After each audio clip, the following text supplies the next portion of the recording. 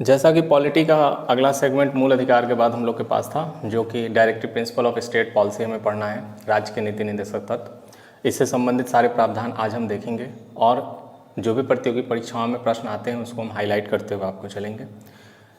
इसमें जितनी भी चीज़ें आपको समझनी हैं और पॉइंट आउट करके लिखना है, वो पॉइंट बाय पॉइंट एक एक चीज़ मैं इसमें दिखाऊंगा आपको। पहले से इसको लंबा जो एग्ज़ाम में आ सकता है उस पॉइंट्स को केवल लिखा गया है जो कि एग्ज़ाम में आ सकता है, और एग्ज़ाम में किस तरह के क्वेश्चन उसको मॉडरेट करके घुमा के पूछते हैं उसके बारे में आज डिस्कस करेंगे। नमस्कार दोस्तों, मैं डॉक्टर संतोष कुमार झा आप सबका स्वागत करता हूं निश्चय पॉइंट के यूट्यूब चैनल पर। इससे संबंधित जितने भी प्रावधान हैं आज इसको एकदम धैर्य के साथ आप देखेंगे क्योंकि बहुत बड़ा चैप्टर है। सबसे पहले हम देखते हैं तो पार्ट 4 में भाग 4 में आप देखेंगे कि राज्य के नीति निर्देशक तत्वों की बात कही गई है जो 36 से 51 तक वर्णित है। अनुच्छेद 36 से 51 तक राज्य के नीति निर्देशक तत्वों की बात कही है, जिसको शॉर्ट फॉर्म में डीपीएसपी भी बोलते हैं। कुछ बच्चों को इसमें कन्फ्यूजन होती है, उसका अंग्रेजी नाम है directive principle of state policy, उसी को डीपीएसपी बोलते हैं। इनसे संबंधित जितने भी अनुच्छेद हैं यहाँ पर लिखे गए हैं, इनका क्या अर्थ है वो भी मैं आपको स्पष्ट करता चलूँगा। उसके बाद कुछ मूल अधिकार और नीति निर्देशक तत्वों में फ़र्क है वो भी मैं आपको बताते चलूँगा। और सबसे इंपॉर्टेंट जो मेंस लेवल के लिए राज्य के नीति निर्देशक तत्वों से जो प्रश्न बनते हैं उसमें सबसे इंपॉर्टेंट ये होता है कि इसमें 3 प्रकार की विचारधारा को शामिल किया गया है। 3 प्रकार के विचारधारा को शामिल किया गया है, जिसमें गांधीवादी विचारधारा है, समाजवादी विचारधारा है और उदार बौद्धिक विचारधारा है। उस पर भी अंत में हम डिस्कस करेंगे कि कौन सा अनुच्छेद, अगर हम पार्ट बाय पार्ट विचारों में इसको लेके जाएं, किस विचार में कौन सा अनुच्छेद फिट बैठता है या कौन सा अनुच्छेद उस विचार से प्रभावित है, तो उसे भी हम देखेंगे। लेकिन अंत में देखेंगे, सबसे पहले हम डीपीएसपी के जितने भी अनुच्छेद हैं उन सबको देखूंगा। थोड़ा सा आपको फास्ट इसलिए पढ़ा रहा हूँ क्योंकि बड़ा सेक्टर है, बड़ा पॉइंट है इस पूरे चैप्टर का ये, और ज़्यादा लंबा लॉन्ग वीडियो ना हो इसलिए थोड़ा ध्यान से इसे देखते चलिएगा। ज़्यादा फास्ट हो तो स्लो करके आप इसे देख लें और ज़्यादा स्लो लगे तो फास्ट करके देख लें। बहुत सारे स्टूडेंटों का ये कमेंट आता है कि वीडियो में उतनी ज़्यादा क्लीनेस या उतना वो नहीं आता है, तो आप उसके जो उसके साइज होते हैं, जो उसके व्यू हैं उसको बढ़ाएंगे आप। जब प्लेबैक स्पीड उसमें देखेंगे तो उसमें दिया रहता है, उसी में आप उसके डिस्प्ले का जो साइज़ है या डिस्प्ले की जो पिक्चर क्वालिटी होती है उसको बढ़ाएंगे तो अच्छे से आपको दिखेगा। आप अब इससे संबंधित जितने भी अनुच्छेद हैं यहाँ पर हैं, यहीं से हम आपको समझाते हुए चल रहे हैं। अनुच्छेद 36 जो है राज्य की परिभाषा, जैसा कि मूल अधिकार में वर्णित है उसी मूल अधिकार की परिभाषा को यहाँ भी दिया गया है। फिर से उसको रिवाइज करते हुए चलेंगे तो राज्य की परिभाषा में वो सारे उपक्रम जो केंद्र सरकार और भारत सरकार के द्वारा आते हैं, यानी संसद हो गई, संसद के बाद कार्यपालिका, न्यायपालिका, संबंधित नगर पालिका, ग्राम पंचायत, जितने भी हैं वो सारे सेक्टर जिस पे सरकार का प्रायित्व होता है, सरकार का पूरा अधिकार होता है, वो सारे उपक्रम सरकार के द्वारा जो होते हैं वो सभी राज्य की परिभाषा के दायरे में आते हैं। यही मूल कर्तव्य में यही मूल अधिकार में भी बताया गया आपको अनुच्छेद 12 में, और अनुच्छेद 36 डीपीएसपी में राज्य की परिभाषा का भी स्पष्ट यही विवरण है। जब आप इसको पूरी तरह से देखते हैं तो अनुच्छेद 37 में जब आप आएंगे, इस भाग में समाहित सिद्धांतों को लागू करना, यानी डीपीएसपी में कौन कौन से पार्ट्स हैं जितने भी हैं इसको किस प्रकार से लागू किया जाएगा उसका पूरा डिटेल अनुच्छेद 37 में है। राज्य द्वारा जन कल्याण को बढ़ावा देना, यह अनुच्छेद 38 में है, यानी राज्य सरकार क्या करेगी, जन कल्याण को बढ़ावा देगी। अगर आप स्पष्ट रूप से समझें कि वास्तव में राज्य का नीति निर्देशक तत्व एक परिभाषा के रूप में ले कि है क्या, तो सिंपल सी बात इतनी आपको समझ लेनी है कि जैसे कोई राज्य में सरकार होगी, उस सरकार के लिए किस प्रकार से उस अपनी सरकार को वो चलाएंगी, जन कल्याणकारी योजनाएं निकालेंगी, कौन कौन से ऐसे क्रियान्वयन वाले कार्य होंगे जो कि जनता को डायरेक्ट, जनता को प्रत्यक्ष रूप से लाभ पहुंचा सकते हैं, उसका एक लेखा जोखा जो मार्गदर्शन के लिए प्राप्त है उसी को डीपीएसपी बोलते हैं। यानी सरकार को एक गाइडेंस देने के लिए, सरकार को एक मार्गदर्शन देने के लिए एक लेख है जिसे आप डीपीएसपी समझ सकते हैं। बस इतनी सी बात है, ये कहीं से बाध्यकारी नहीं है। सरकार को एक सुझाव के तरीके से आप ले सकते हैं। सरकार को एक सुझाव दिया गया है, जो संविधान सभा के निर्माण करता थे उन्होंने अपने अनुसार सरकार या प्रशासन को एक सुझाव के संदर्भ में एक लेख तैयार किया है जिसे डीपीएसपी कहते हैं। डीपीएसपी के आगे के जितने भी अनुच्छेद हैं उनको देखते हैं। 39A में समान न्याय एवं निःशुल्क कानूनी सहायता, इंपॉर्टेंट है, ये सबसे इंपॉर्टेंट, आप इसको अभी तक में जब मान के रखिए। इसमें कहा गया है जैसे कि संवैधानिक उपचारों का सिद्धांत, संवैधानिक उपचारों का अधिकार मूल अधिकार में आपको अनुच्छेद 32 में प्राप्त है, उसी के तरह समान न्याय एवं निःशुल्क कानूनी सहायता आपको डीपीएसपी में भी 39A में प्राप्त है। 40 में जब हम आते हैं तो ग्राम पंचायत का गठन है। सबसे पहले अनुच्छेद 40 में ही ग्राम पंचायत का गठन की बात कही गई है। ग्राम पंचायत से संबंधित जितने भी प्रावधान है जिसको लागू करना कंपलसरी है, संवैधानिक उपबंधों में जिसका निर्माण किया गया है, वो आपको अनुच्छेद 343 से उपखंडों में ABCD करके मिलेगा, जो आप 343 में पढ़ेंगे, जो बहुत कम लोगों को पता होगा। जैसे उसमें O तक है, बहुत लंबा क्रम है, जैसे कि महिलाओं के लिए आरक्षण की व्यवस्था, किस प्रकार से चुनाव होगा उसकी व्यवस्था, क्या का कौन कौन हो सकते हैं योग्य, कौन नहीं योग्य हो सकते हैं, किनका क्या योग्यता होनी चाहिए, शैक्षणिक योग्यता क्या होनी चाहिए, सामाजिक परिप्रेक्ष्य क्या होना चाहिए, सारा डिटेल 343 से आपको संबंधित मिलता है पढ़ने के लिए। लेकिन सबसे पहले संविधान में ग्राम पंचायत के गठन की बात अनुच्छेद 40 में कही गई है, इसको स्पष्ट रूप से समझ लीजिए। 41 में जब आते हैं, यानी मोस्ट इंपॉर्टेंट, ये बहुत बार प्रश्न पूछा जा चुका है, ये फेवरेट क्वेश्चन है RO ARO या समीक्षा अधिकारी का। UPSSC के संस्था जो लेती है ग्राम पंचायत के गठन की मांग DPSP में किस अनुच्छेद में है, ये पूछती है बार बार, इसे याद रखिएगा। कुछ मामलों में काम का अधिकार एवं शिक्षा, इन सभी चीज़ों का विकास करना सरकार के लिए है। 41 अनुच्छेद 41 में रखा गया है कि कुछ मामलों में आपको काम किसी न किसी प्रकार से वहाँ के व्यक्ति को उपलब्ध कराना है और शिक्षा में उनको किसी न किसी प्रकार से बढ़ावा देना है, जिसका आप देखते होंगे कि बहुत सारे उच्चतर, बहुत सारे माध्यमिक, बहुत सारे प्राथमिक विद्यालयों का गठन हुआ है, जो सरकार अपने स्तर पर उसे चलाती है और उसमें हर प्रकार के मिड डे मील और बहुत सारी सुरक्षाओं से संबंधित बच्चों को बढ़ावा देने के लिए बहुत सारे कार्यक्रम का क्रियान्वयन किया जाता है। तो कुछ मामलों में काम का अधिकार, इसमें मनरेगा आप देखते होंगे, वो भी इससे संबंधित है।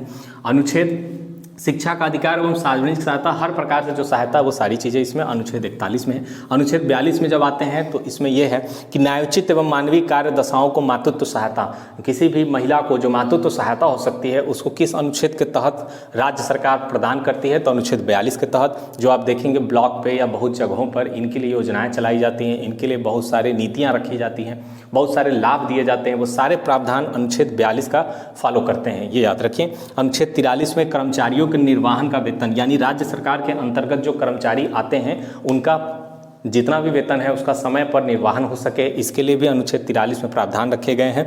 43A में उद्योगों में प्रबंधन और कर्मचारियों की सहभागिता, सहकारी समिति से जुड़े हुए या उद्योग, वहाँ के युवा उद्योग बढ़ावा देना चाहते हैं तो उसमें कर्मचारियों की सहभागिता को, जो कर्मचारी उसमें सहभागी हो सकता है, उसके लिए अनुच्छेद 43A में रखा गया है। अनुच्छेद 43B में सहकारी समितियों को प्रोत्साहन, और ऊपर वाला भी मिलता जुलता है, उद्योग में प्रबंधन में कर्मचारियों की सहभागिता, मिलता जुलता इन दोनों में ये क्या है कि व्यापार से संबंधित जितने भी प्रावधान हो सकते हैं, एक राज्य स्तर पर, एक ग्रामीण स्तर पर, एक शहर स्तर पर, जो वहाँ के जीवन स्तर के लोगों को सुधारने के लिए काम हो सकते हैं, छोटे लघु उद्योग हो सकते हैं, उन सबसे संबंधित प्रावधान अनुच्छेद 43A है, अनुच्छेद 43B है।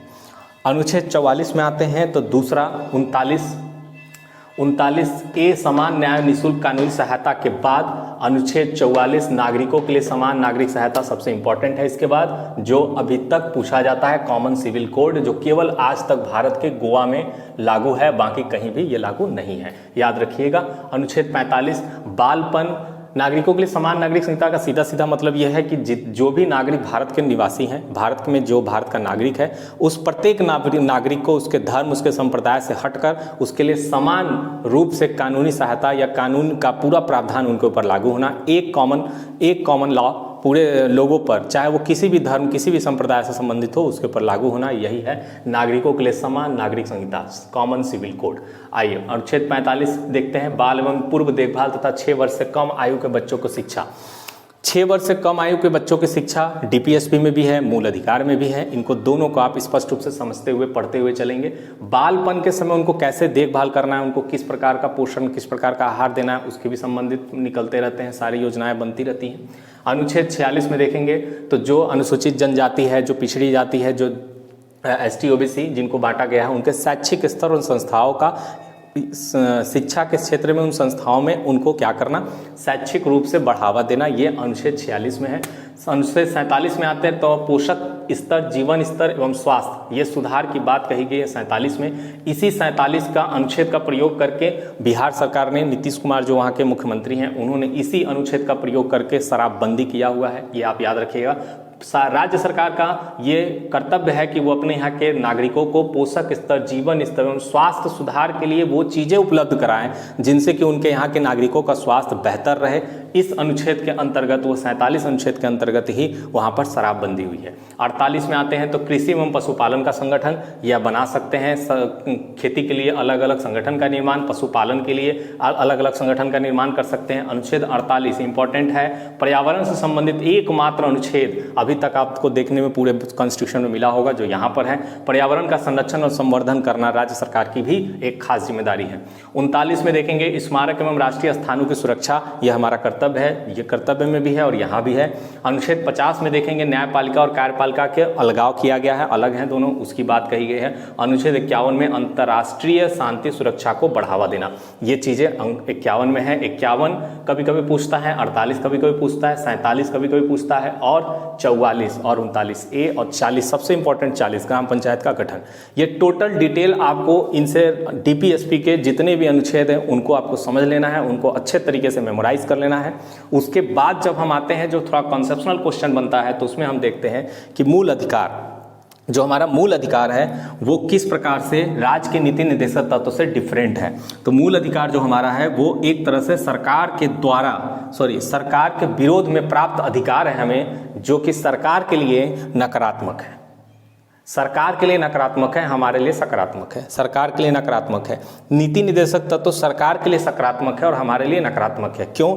क्योंकि नीति निर्देशक तत्व तो डीपीएसपी को संबंधित प्रावधान के लिए कोई भी अनुच्छेद अगर सरकार लागू नहीं करती है या उस प्रकार का वो नहीं करती है जो कि वहाँ के लोगों के लिए हितकारी हो, तो आप इसके लिए किसी भी प्रकार से न्यायालय नहीं जा सकते, इसलिए ये सकारात्मक है सरकार के लिए। बट जैसे ही मूल अधिकार के संबंधित कोई भी प्रावधान इधर उधर होते हैं तो उससे संबंधित आप न्यायालय जा सकते हैं, इसकी व्यवस्था मूल अधिकार में दी गई है।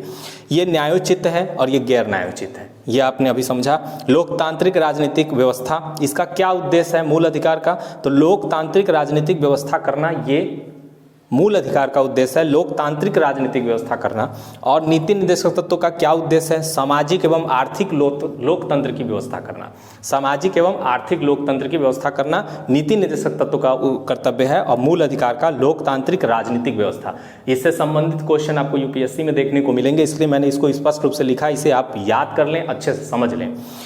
ये कानूनी रूप से मान्य है और ये नैतिक एवं राजनीतिक मान्य है, यानी ये नैतिक रूप से और राजनीतिक रूप से मान्य है। एक दल दूसरे दल पे सब वो कर सकता है, विरोध कर सकता है, नैतिक रूप से ये करना चाहिए एक सरकार को, इसकी बात कही गई है। लेकिन ये कानूनी रूप से है, नैतिक और राजनीतिक का इसका कोई मतलब नहीं, इसे फॉलो करना ही है, इसे लगाना ही है, ये मूल अधिकार का हनन नहीं हो सकता। इसके अलावा कुछ ऐसे हैं पॉइंट जो मुंह से मैं बता दे रहा हूँ, इसके